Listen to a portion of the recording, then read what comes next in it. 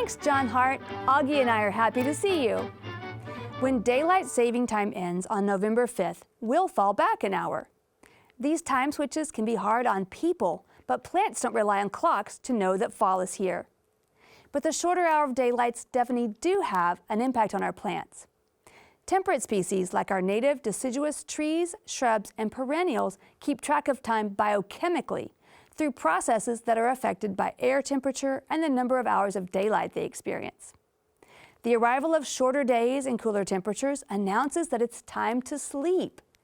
Probably the most widely recognized biochemically induced change for plants in the fall is leaf drop for deciduous species. If freezing temps are on the way, soft green tissue can be more of a liability than an advantage.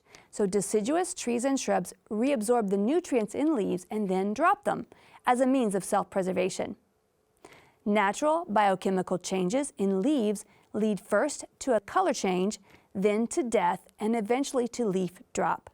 Autumn biochemical changes also induce other plant responses like blooming, such as in chrysanthemums, or fruit set, such as the ripening of berries. In plants whose leaves change color before dropping in the fall, the interplay of weather and biochemical processes has an effect on autumn leaf color. As leaves begin to die, green chlorophyll is broken down, making way for red, orange, or yellow pigments. If plants are stressed and natural biochemical processes are disrupted, due to drought perhaps, dead leaves may cling on unnaturally for most of the winter, only being removed by the arrival of winter winds strong enough to tear them violently away from limbs. But once leaves do finally fall to the ground, consider leaving them in your yard rather than raking them up and putting them by the curb. Leaves aren't trash, they're treasure.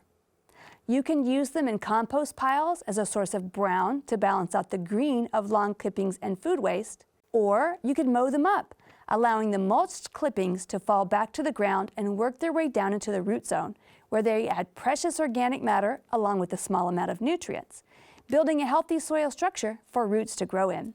Or you could simply rake fallen leaves into garden beds and use them as free mulch, piling them around your plants to protect from the coming cold of winter. We'd love to hear from you. Click on centraltexasgardener.org to send us your stories, pictures, and videos.